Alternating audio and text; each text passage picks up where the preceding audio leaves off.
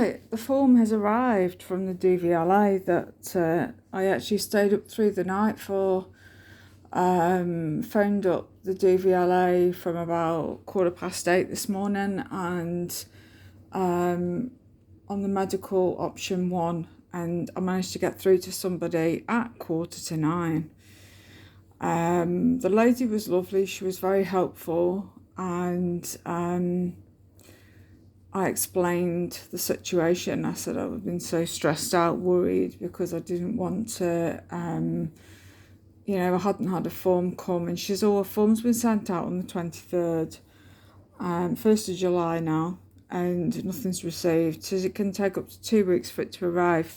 She says, I'll make a note on the system to say that you've only, it's not been received yet, and it can take further days yet. So don't worry about it. So anyway, I was like trying to de-stress at that. She says you can continue driving whilst we are investigating. If we, need to, we'll, get in touch. So anyway, I'm not going to show you completely the full form, because at the end of the day, there's sections with my personal details on there and stuff, and I've not filled it in yet, but I've been browsing through, and I just thought I would sort of do a little vid letting you know what kind of things that they ask. So it says, thank you for letting us know about the change in your health. We need to make confidential inquiries into your medical fitness to drive. Complete the enclosed medical questionnaire, complete the enclosed authorization form, and then return to the DVLA using the enclosed envelope. If you don't respond within 14 days of the date of this letter, your driving license will be revoked, which means cancelled, or your application will be refused. If you do not give us all the information we need, including the full name, address, and telephone number of your doctor, this will delay your case. Can I drive whilst inquiries are being made? You must be confident that your licence would not be revoked due to any medical condition you declared. If you are unsure if you meet the medical standards, please seek advice from your doctor or specialist. When we receive your completed forms, we will aim to make a decision within 6 weeks.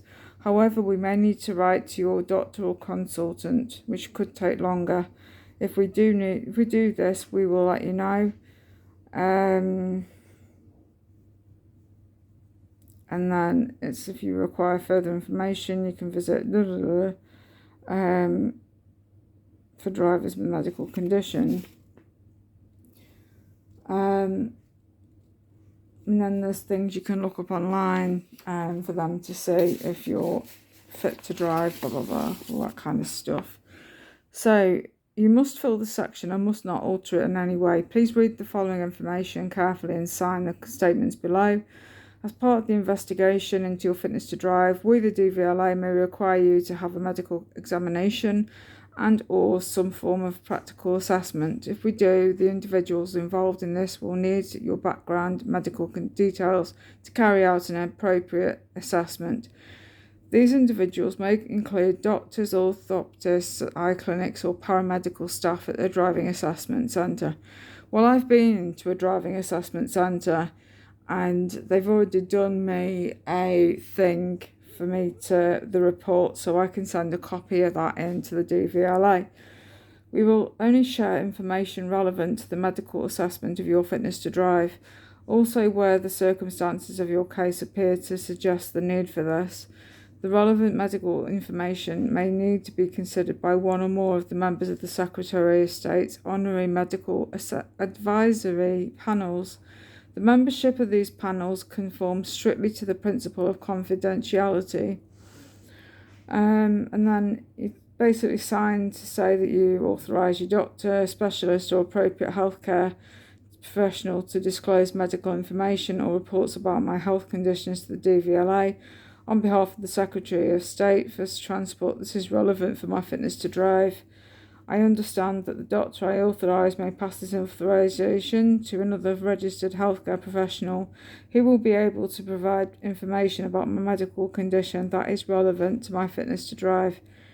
I understand that the Secretary of State may disclose such relevant medical info as it's needed to be necessary to the investigation of my fitness to drive to doctors and other healthcare professionals such as orthoptists, paramedical staff and the Secretary of State for Transport's Honorary Medical Advisory Panel members. I declare that I have checked the details I've given on the enclosed questionnaire and that to the best of my knowledge and belief are correct.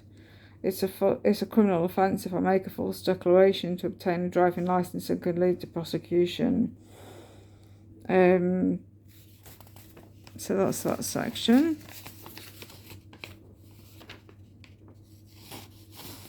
And then the next bit, you've got to fill it in black pen.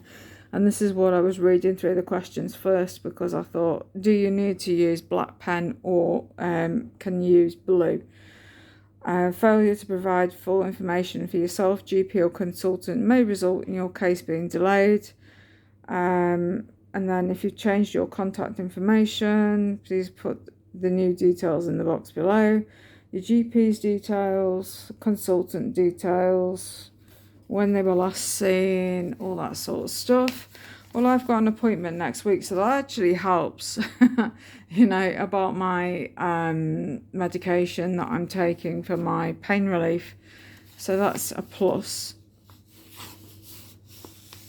I also need to book in for an eye test. The last one I did was about 3 years ago. Please describe how the condition affects you when driving and then generally. Has your doctor advised you that you are not fit to drive? Yes or no? Please give the name and dosage of your current medication, including eye drops. Name of meds, dosage, reason for taking. Does the meds make you drowsy or confused when driving? Yes or no? Please supply the dates below of any phone, face, or video consultations for this condition. Date of lost contact. Have you had a driving assessment? If yes, please enclose a copy of the report. Do you need to drive a vehicle fitted with special controls or automatic transmission? Which is yes for me. And then if you need special controls, please complete the Form A relief. Have you told us that you need special controls or automatic transmission? Then if yes, please answer 10B. Since your last license was issued, have you had any additional controls fitted to your vehicle? In my case, no. The only adaptions I've had fitted to my car since my license was issued as a full driving license was the hoist to my for my power chair to go in the car. And that's been it. That's the only thing. I've had to go from a manual to an automatic car. I've needed to be where my left foot can't be used at all. My right foot I do struggle with, my right leg I struggle with now, and a lot of pain in my feet and in my toes, and my knees. And so I need something that is basically going to help with making my life a bit more bearable. I told the guys that I was there for the consult a few weeks, going back about 6 weeks ago now. I said that I basically wanted something that was going to help with my quality of life and getting out and about, not hinder me. The vehicle that I've got now, I feel that I've come to the end of the road with it, pardon the pun. Standing to put the chair into the back of the car is really hard, plus the fact I've got to take the seat off and I've got to put that on the back seat. Then I've got to, my balance isn't too good all the time.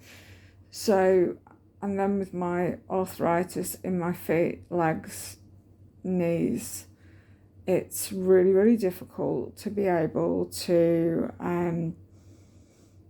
it's really difficult to be able to, have full control over holding on to the side of the car. If I'm holding on to the chair, which is really, really heavy and awkward, and plus I get pain in my back and in my hands, and my shoulders and my neck. So, you know, it's a lot. So what I want to do is have something that can basically take that side of things away, because I really struggle with just taking the chair apart. And then I've got to stand for for about 5, maybe 10 minutes whilst the back, you know, whilst the chair is being lifted, the bottom part with the battery and everything and the motor, and it's got to be lifted into the back of the car and then angled in right and then down and then to, you know, out, reversing it. And then if I've got to go somewhere else, I've got to keep doing that every time. So it's a lot. And then I come home and I've got to do it again. And I would rather be able to just drive myself into my vehicle and park up inside my car and then either transfer from that into a seat or use my chair to be sat at and drive myself. I only use my car for literally small journeys in my town of where I live. So if I need to, say, for example, get some cat litter or some shopping bits, or I need to go to the doctor's or the pharmacy, it's too far and too complicated to drive on footpaths with my power chair. I mean, I've done it, going to visit my dad in hospital from where I live, but there are drop curbs that are just awful and they're not suitable for, you know, the heights are too high for my chair to just go, you know, drop down and stuff and climb up. It depends when the roads were sort of made and then they've never been changed. So there's all that sort of stuff going on. And then there's the panic of the roads being the footpaths being safe to be able, you know, and they're angled and some have got great big, you know, they're all uneven and drop curbs are not safe, and it's just really difficult and seems so easy to go from in your head from here to here, but some of them are just awful and they're not purpose built for wheelchairs on the road now. Well, I say on the road, on the footpath. And besides, it's added wear and tear to your chair. So I'm trying to sort of, I use my car where I'm able, and I drive when my feet feel safe to drive. But try going out somewhere, even locally, and then with my legs being down, my feet and legs swell and pain in my legs, and then I've got to stand to be able to put the chair back in the car, and then I've got to do the thing of getting home and pedaling with the right foot, and it's a lot on the body. And when you're in pain anyway, it is a lot. I use my heated seat in my car all the time. I always have it on. I do have good neighbours that do help me out, you know, and there is a support when I need them. But I try to be as independent as much as possible. So this form has finally arrived. It is the next step. I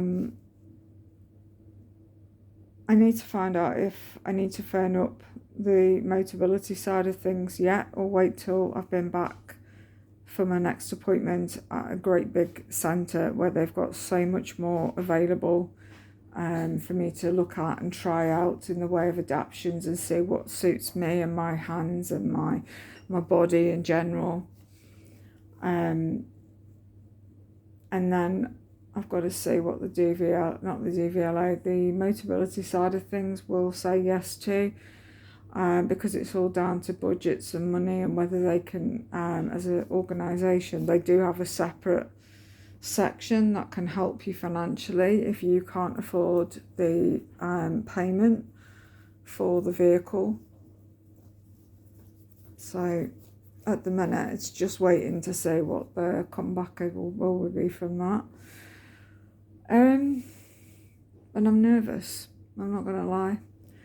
And then at the end of the day, if I'm not eligible, they can't help, and there is no solution. I mean, the OT, she was wonderful, and she said to me, she said, at the end of the day, we want to keep you mobile as much as possible.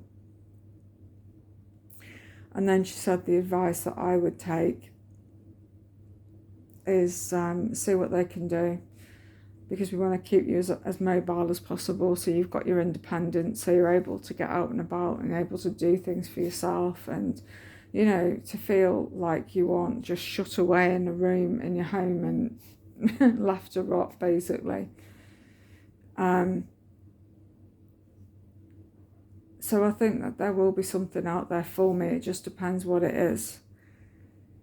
And we'll take it from there when the next appointment is, and I've got that already booked in for the 23rd of July, which seems like a way away, but it's only a matter of weeks. And then we'll see after that. So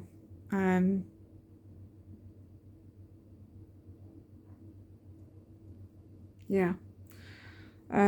So I'm gonna see what I can do. I mean, at the end of the day, if they don't help me, then I am without a car. Because the type of car that I drive now, the assessment has said that they realise that I am at the end of the road with that type of car, the automatic. I need something that is suited to my needs, and that type of vehicle, the automatic, is not it anymore. I can't be standing, I can't be struggling to put it in the back of the car. I need buttons to help me get along instead of pedals. I need my feet, with how they struggle with the emergency stop. So if a child stepped out, or a dog or a cat or a person stepped out into the road, I would have struggles being able to stop the car dead. I've got to be able to do what's safe for me and safe for other people. And if there is no solution, then then I'd have to give up my license. But fingers crossed, there are things out there for me. I've just got to see what that is and see what they can do to help. And take everything one step at a time. I'm very nervous, but I've sort of thought this is all out of my hands, really, and if they say that I can't, then I can't, but at least I'm positioned not out of the way in a little village anymore. I am in a town centre where I have, everything on my doorstep, so to speak. Not literally on my doorstep, but a lot of things are close by. I struggled with my big chair to get from here to the hospital, but I did it to visit my dad in hospital. So we'll see how things go with that. And then take things one step at a time.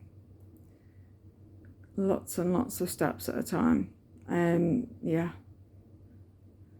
So that's the plan. So just wait and see now what the next step is.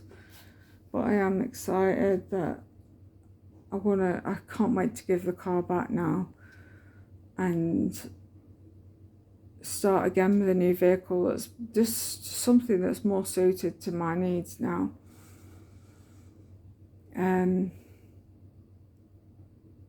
It's a long road, but I mean, I've got to apparently have them assess where I live and the car parking areas and the roads for parking on and stuff like that, see what's safe, what's suitable for me, whether the spaces allow, all that sort of stuff, and take things one step at a time. But this will be me for the next, hopefully, 5 years with this vehicle, and then after that, who knows, maybe then I won't be driving anymore. It's awkward to say, who knows, but I don't know how my health's going to feel, next week, never mind next month, next year, 5 years. I know my health has deteriorated such a lot, hence why I'm doing these videos, to show you sort of the process of going through getting an adapted vehicle on the Motability, adapted vehicle in general, because there's all sorts of outlets, to do with this. It's not just with the Motability, it's also that there could be a second-hand vehicle that's suited to my needs, that's safe, that's been checked, that I could potentially have. But we'll see. We'll see what happens. But that's the end of the form anyway, I think. And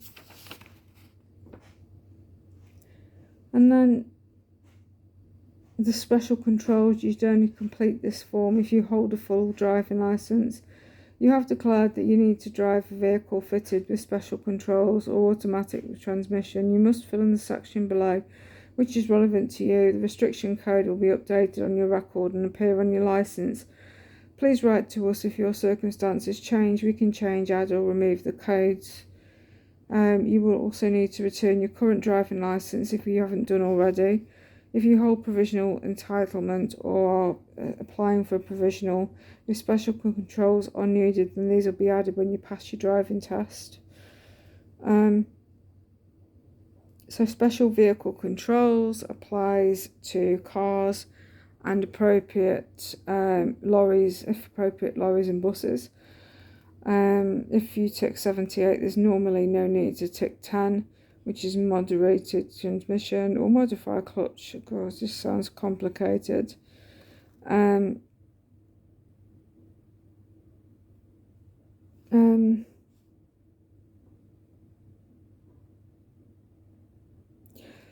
So you've got all sorts: modified steering, combined brake service,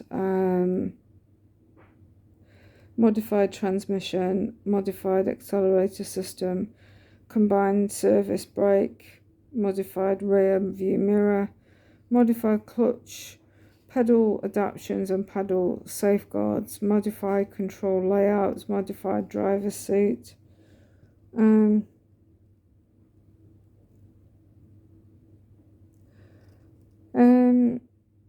I'm not sure, to be honest, what of those I need. I mean, the lady has written down what potentially I need.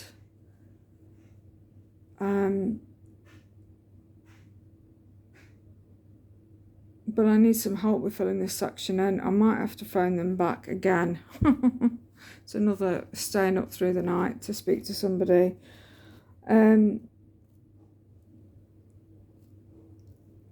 About this section and whether I can hang on to this until the 23rd of July, which is my appointment time, because I don't know exactly what controls and things I'm going to need myself.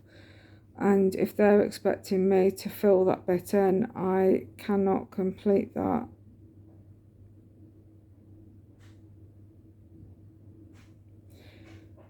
Because I don't know. I don't know what they're going to suggest, so I don't know whether to leave that blank or what. So that could be an interesting section to fill in. But anyway, most of this is straightforward stuff. I need to see if my printer works, because it's been ages since I've last used it. And I don't know if the ink's still fresh or dried out now. I've got to find paper as well. Flipping heck, and a black pen. So yeah.